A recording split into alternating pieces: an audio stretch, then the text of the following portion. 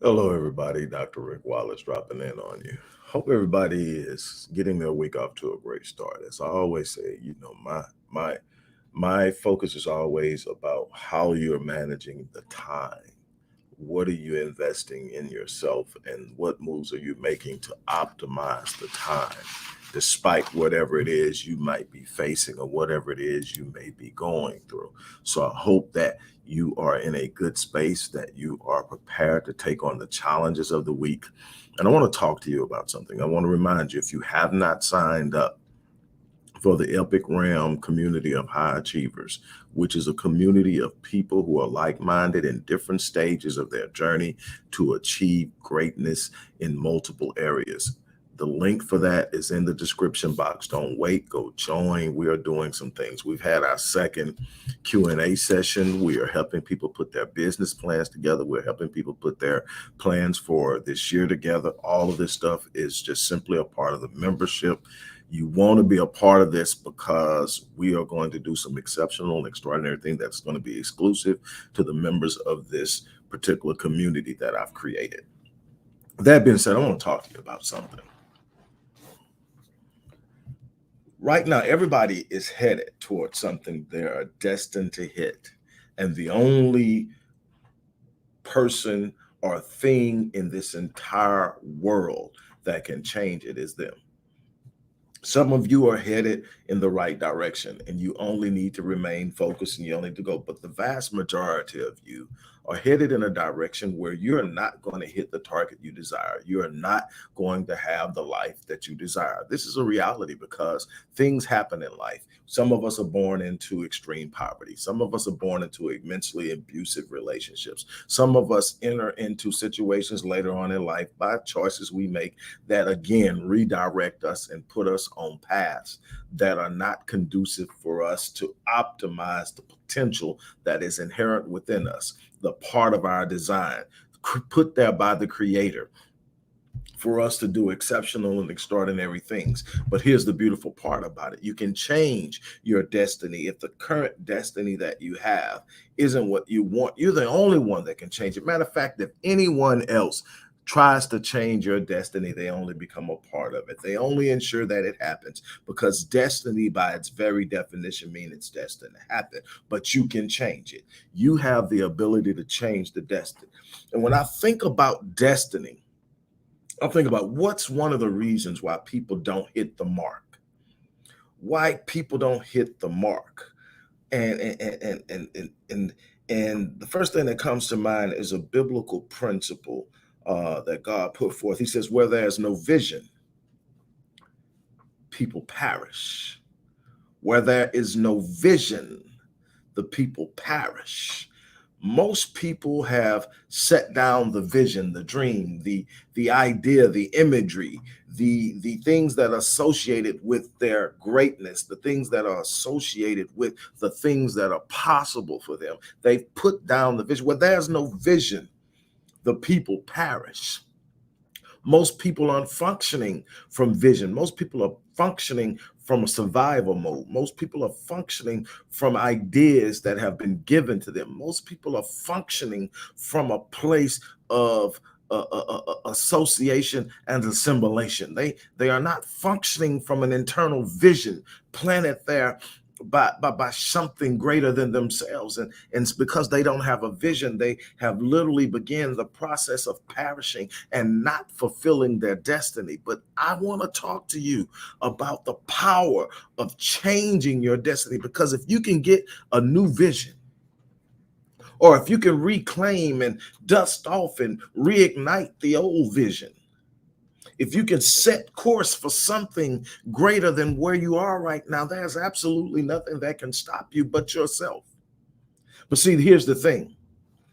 When you begin to entertain the vision is going to require some change. The vision is going to demand a new way of thinking, a new way of behaving, a new way of focusing, a new way of perceiving. The vision is going to challenge you to step outside of the paradigms that you've been living in. The vision is going to demand a paradigm shift from victim to victor, from oppressed to empowered, from darkness to light. It's going to require you to see things different, to speak things different, to do things different. The vision is making some demands that make you uncomfortable. Why? Because comfort is really a true representation of not being familiar with something. There are some people that are comfortable in their poverty. There are some people that are comfortable in their misery. There are some people that are comfortable in jobs and situations that don't provide them with the things they want because they are familiar with it. They know if I just simply wake up in the morning, if I just simply get up and do the things that I've always done, I'm pretty much going to get what I've always gotten. Now, deep down inside, there's a yearning inside of me that wants something greater, but I'm not familiar with it. It's uncomfortable. It doesn't feel right. And when I'm talking to my clients and they start to talk about it doesn't feel right, I said it doesn't feel right because it's not familiar. Anytime somebody's telling me it doesn't feel right, because anytime you start to do something you're not used to doing, there's a level of discomfort that comes along with it. There's a nuance about it that you're not comfortable with. So it doesn't feel right. But see, you're going to have to get used to that level of discomfort because that's where the exceptional takes place. That's where the extraordinary happens. That's where phenomenal becomes reality. But you're going to have to be willing to see a vision that moves you and ignites change that you're willing to engage. I'm almost at the point I'm trying to get you to, because I want you to understand something. The things that you're yearning for, that thing that is inside of you that every now and then taps you on the shoulder and says, "This ain't it." And you quietly and quickly push it to the background because you don't see how. That's because you don't have the vision. See, again, without vision, the people perish. You're going to have to actually embrace the vision. When you get that tap next time, you're going to have to sit down and actually look at it. And it's going to be frightening to you. Why? Because it's going to be presenting some things that you haven't fathomed in quite some time. You may have looked at it, but you haven't sit down and actually analyzed it and anatomized it and decided that you're going to do something with it. And now that you're looking at it, it makes you uncomfortable. You're going to have to literally sell yourself on the vision. And when you're selling yourself on the vision, you don't consult anyone else because it's not anyone else's responsibility to believe your vision, to confirm your vision. The vision is for you. But if you don't believe the vision, here's the problem now. If you don't believe the vision, there's no strategy, there's no plan, there's no direction, there's no pattern you can follow that's going to produce the results that you're looking for, because the belief has to come from within. The belief has to be something you feel. You don't need anybody to co-sign it, but you need to be strong enough in your belief to walk in it. Now, let me tell you why this is important. To be able to believe in the vision, because there are going to be some good people. I'm not even talking about the bad people. I'm not even talking about the people that want you to fail. I'm talking about there are going to be some good people that are literally going to try to convince you to keep your cup. What do I mean by cup? I mean that cup, that little tiny thing that is a representation of the capacity you have to hold something new. See, some of you are walking around with a coffee cup. Some of you are walking around with a shot glass. Some of you are walking around with a thimble. But whatever it is, it's limited in what it can do for you. And most of the people around you are holding a cup pretty much the same size as yours. And they're going to continue to try to convince you to hold your cup, to keep your cup. But what you're going to have to do is be willing to let the cup drop and shatter. Because when you let the cup drop and shatter, you let the limitations that have been holding you back shatter with it, because in that cup, that cup represents the restrictions of limiting beliefs that come from childhood, limiting beliefs that comes from observing others fail, limiting beliefs that comes from a constant redundant message to you that this is all you deserve, that this is all you can have. You've got to be willing. You got to be willing to let that cup shatter. I'm trying to tell you that when you let go of the cup, you open up and you decide now just how much capacity you want to build and hold by what you decide you're going to do. But let me tell you something. You got to let the cup go. You got to refuse it. You got to stop watering down your dreams to align with your environment. Your environment is not indicative of your destiny. The vision is. Where there's no vision, the people perish. See, it's not the environment. I know people born into poverty that are multimillionaires. I know people that were born into dysfunction and distress that are now teaching people how to heal. See, I'm trying to tell you that your environment is not indicative of your destiny. Your vision is. I'm gonna tell you a story. One of my favorite stories. I'm a true child of hip hop. Born in the 60s, grew up in the 70s and 80s, came into adulthood in the late 80s, and really, truly a child and a student of hip hop. One of my favorite MCs is KRS-One, who was initially with Boogie Down Productions. And if you know the history of Boogie Down Productions, you also know that because of Boogie Down Productions, we have D Nice, who is still doing his thing, mostly now as a DJ, and really kept us going during the first stages of the pandemic. But if you go back and you start looking at the story of KRS-One, no, people may have heard that KRS-One was homeless. A 19-year-old homeless kid living in a shelter of about 700 and something men. Now, Scott LaRock, who was the DJ Scott LaRock was the DJ for Boogie Down Productions, which he founded with KRS-One. But let me tell you, Scott LaRock was first Scott Sterling. Scott Sterling was a caseworker, so to speak, who came, a social worker who came to the shelter on a regular basis to deal with the needs of the people in the shelter. And KRS-One would tell the story about how these social workers would come in on a regular basis and they have these questions. Where do you work? What are you doing? What are your plans? Are you going to school? Do you have a job? All these different things. And say, well, how do you plan on coming out of or getting out of your situation? And when they ask him what it is he did, he would tell them, I'm an MC. And they would say, you can't make any money doing that. What are you going to do outside of that? And he didn't have an answer other than I'm an MC. And, you know, it doesn't sound good. It wouldn't sound responsible to 99.9% of the people today. You're homeless. You're 19 years old. Now, he was a runaway. A lot of people don't know this story. He was a runaway. So he was running from something. From what I understand, there was no true relationship with the father. So he's running from something. And he ends up in the shelter. And he's telling everybody, I'm an MC. And they couldn't see it, but see, he had a vision. And the vision moved him into a place that was beyond common sense. But see, the problem with common sense is about common people have it. Sometimes you got to have foolish, stupid sense in order to get somewhere. I'm not telling you to become homeless. I'm not telling you to leave your job. I'm not telling you. What I'm trying to get you to understand is there's a story here. Well, he sits down with his social worker that he meets for the first time, Scott Sterling, and tells him what it is. And when he says, I'm an MC, instead of hearing that will never work, Scott Sterling tells him, well, spit a rhyme.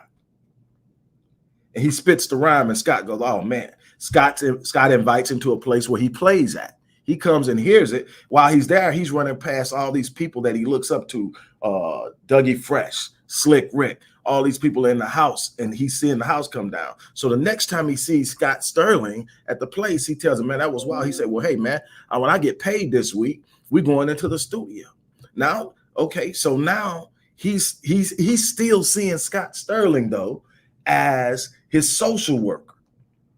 He's seeing him as his social worker, but he's hanging out with his social worker who happens to be a DJ. Well, even Scott has this vision because Scott is taking paychecks that need to actually be going towards something else. Sounds like Rich Dad Poor Dad. Sounds like Robert Kiyosaki, pay yourself first type thing. If you've read that book, if you haven't, you need to read it, Rich Dad Poor Dad. But he says pay yourself first. But anyway, Scott LaRock is sitting up putting off paycheck money that should be paying bills on studio time.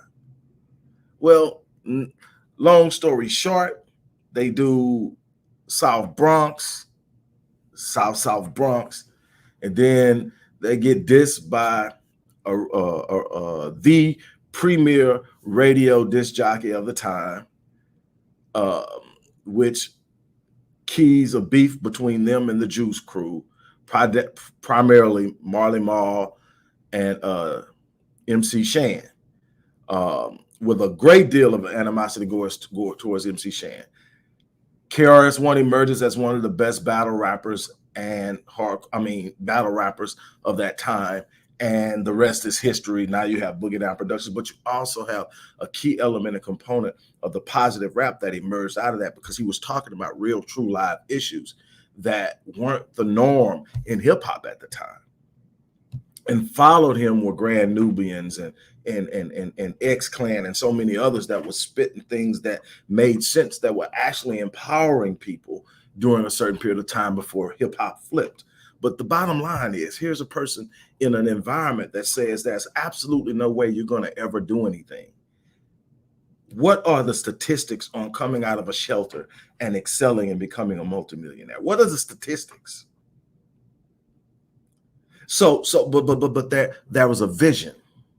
And because there was a vision, he didn't perish. Because there was a vision, that was something for him to stand on. Because there was a vision, that was something for him to push forward to. You are going to have to consult your vision. Don't consult your situation. Don't consult your circumstances. Don't consult your friends who are in the same place, holding the same cup. You're going to have to drop that cup, drop those limitations, and demand from yourself something greater. You're going to have to be willing to engage change, because change is a part of the dynamic of growth. You cannot grow without changing. You cannot have the things you want in life that are at a higher level without growing.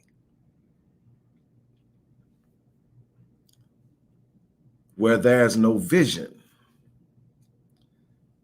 the people perish.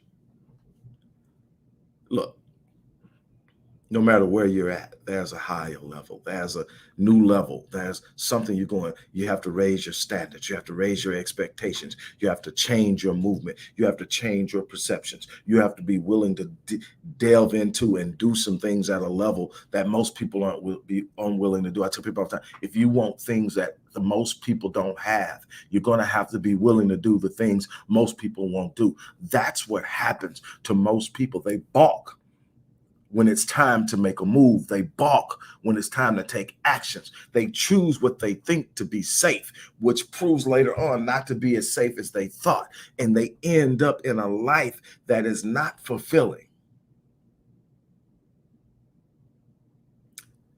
Life is so much shorter than you can imagine. It's but a whisper, it's but a vapor, but you can do so much in it if you make up in your mind to raise your standards. Look, this is what I'm going to challenge you to do. I'm going to challenge you to consult the vision. See, somebody told you to get your head out the clouds. Somebody told you to stop daydreaming. Somebody told you to be realistic. I want you to put all of those things aside. I want you to go back and pick up the vision, and I want you to dust it off. I want you to kind of sit back and look at it. I want you to contemplate what it would be like to live life at the level of your design, what it would be like to actually walk in the fullness and the magnitude of what you were designed to be and do in this world. I want you for once to stop being restricted by the limiting beliefs of the past that is influencing your future, and decide that you're going to change your destiny.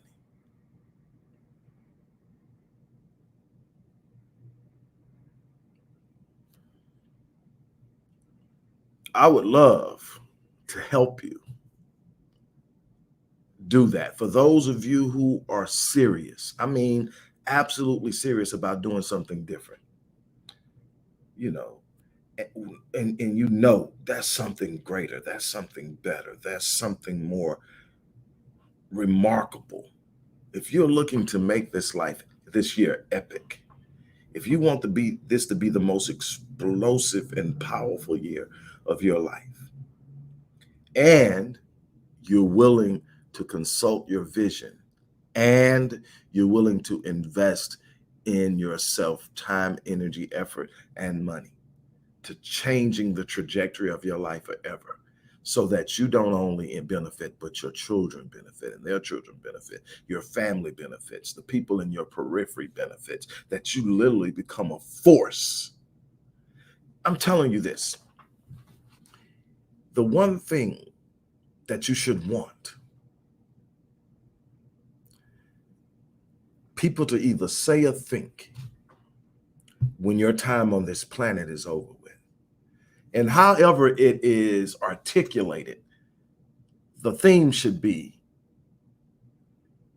he or she made their presence felt. That doesn't mean bullying anybody. That doesn't mean getting over it. It means that you changed lives. It wasn't just about you, but it has to start with you.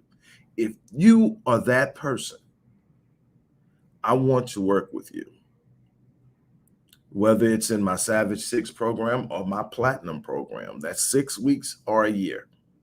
But if you want to start, you can start with the Savage and 6 program. The link is in the box. If you already know you want to sign up for a year, email me directly if you're ready to do a year. And that's CEO at rickwallaceph.d.link. I want to personally help you get to the next level. If you're serious and you're ready to put in the work, let's make it happen. On that note, I'm out of here. As I always say, I live my life on full. Why? Because I'm going to leave this place on E. And that simply means I'm not taking any potential to the grave with me. None. I'm going to give it all I got every day. I am absolutely going to change the lives of as many people as possible. My goal this year is 1 million people. That means I've got a lot of videos, a lot of books, a lot of articles, a lot of lectures, a bunch of things that I need to do on a bunch of different platforms and bunch of different places. And I'm booking up very quick, and I'm going to get there. I'm going to make this the most epic year of my life. And that's saying a lot. I'm not bragging. That's why I don't use a whole lot of numbers. Those people who know me know what I've done. I don't use a whole lot of numbers. You Google if you want to find out some things. But I'm telling you, if you want to do something spectacular, if you want to do something extraordinary, let's make it happen. On that note, I'm out of here. You have an unbelievable day.